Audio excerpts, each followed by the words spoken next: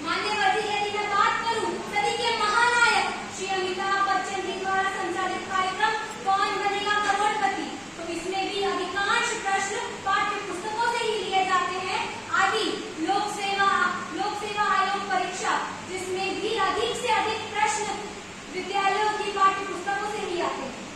मान्यवर जी, मैं हम सभी यह भली भांति जानते हैं कि पाठ्य पुस्तकों को समीक्षाकारों द्वारा समीक्षा की कसौटी पर कसा जाता है, जिसकी जानकारी विश्वसनीय होती है।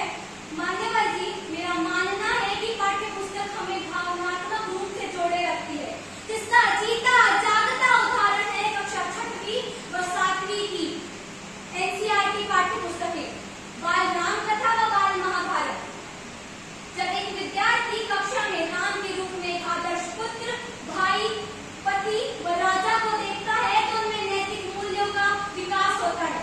वहीं दूसरी ओर जब वह बाल महाभारत की कथाएं सुनता है तो उनमें निर्णय लेने की क्षमता जागृत होती है। मान्यवर जी, पाठ्य पुस्तकें प्रतिभाशाली एवं न्यूनतम अधिकतम दोनों ही प्रकार के छात्रों के लिए लाभदायक होती है। यह कहना बिल्कुल उचित है कि पाठ्य पुस्तकों को वफादारी का धर्म बखूबी निभाना आता है, क्योंकि चाहे इनके कितने भी पन्ने फाड़ दो, इन्हें कहीं भी फेंक दो, यह कभी अपना दिल नहीं तोड़ती है और ज्ञान देते रहती है, और तब तक देती है जब तक लेने वाले का दिल ना भर जाए। मान्यवर जी, मेरा मानना है कि पाठ्य पुस्तकों को पढ़ते समय एकाधिक इंद्रियों का प्रयोग होता है, जैसे सुनना, बोलना, पढ़ना, और मेरा यह मानना है कि पाठ्य पुस्तकों को पढ़ते समय यहाँ तक कि सूंघने से अधिक समझ आता है।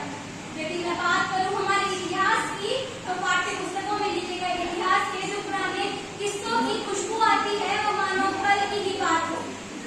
मान्यवर जी, जैसा कि हम सभी जानते हैं कि भारत को अभी चंद्रयान 3 में सफलता मिली है, तो इनके पीछे जिन वैज्ञानिकों ने दिन रात बड़ी मेहनत करी है, उन्होंने भी कभी न कभी पाठ्य पुस्तकों का सहारा लिया ही होगा।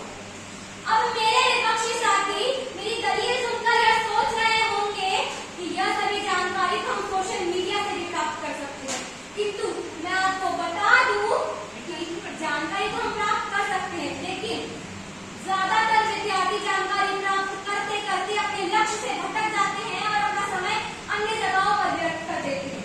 अंत में मैं यही कहना चाहूंगी कि कामयाबी का सूत्र है, जिस तरह दुकान में तराजू जरूरी होता है, उसी तरह कामयाब लोगों के जीवन में पाठ्य पुस्तकें जरूरी है। नेपोलियन बोनापार्ट ने भी कहा है कि हम इंसानों को जो कुछ भी चाहिए वह इन पाठ्य पुस्तकों में लिख दिया गया है। अंत में इन पंक्तियों के साथ